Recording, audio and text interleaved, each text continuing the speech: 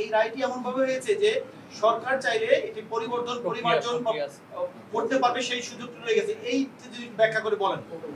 মাননীয় মন্ত্রী, শুনতে চাই ইতিমধ্যে কিছু নিয়োগের বিজ্ঞপ্তি আছে যেগুলো আবেদন করার শেষ সময় 31 জুলাই, আজকে 23 জুলাই প্রজ্ঞাপন জারি করলে এই সমস্ত আবেদনকারী কি এই কোটার সুবিধা এইভাবে পাবে নাকি আগের মতো?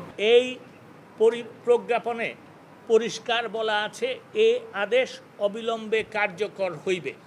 আমার মনে হয় জনপ্রশাসন মন্ত্রণালয়, মাননীয় মন্ত্রী আছেন এখানে, এই শেষ লাইনটা গুরুত্ব দিয়ে দেখেন, এবং তার মানে হচ্ছে এই যে 31 তারিখে হবে সেটাও ওনাদের বিবেচনা করতে হবে এইটার আলোকে। ব্যাপারটা হচ্ছে যে দেখেন, আমি সেদিন কিন্তু বলেছিলাম আমার প্রতিক্রিয়া জানানোর সময় যে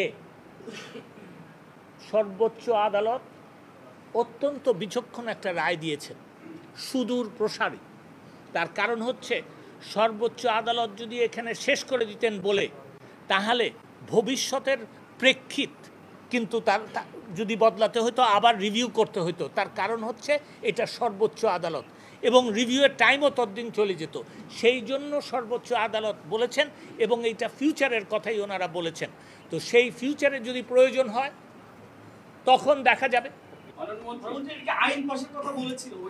কোনোদিন কখনো কোনো আইন ছিল না। এটা সব সময় it is a policy matter of the government, এবং এটা পরিপত্র এবং প্রজ্ঞাপন দ্বারাই বলা হইতো। এখানে বলা হয়েছে শুধু সন্তানদের বিষয়। তো মুক্তিযোদ্ধাদের বক্তব্য হচ্ছে এই মুহূর্তে তাদের কোনো সন্তান চাকরির বয়স নেই। তো এইটা কি আসলে তাদের পরবর্তী প্রজন্মের ক্ষেত্রে? আমি আপনাদেরকে বলেছি যে সুপ্রিম কোর্টের আপিল বিভাগ হচ্ছে সর্বোচ্চ আদালত। তারা যেই রায় দিয়েছেন তার দাড়ি কমা সেমিকোলনও আমি বদলাতে পারবো।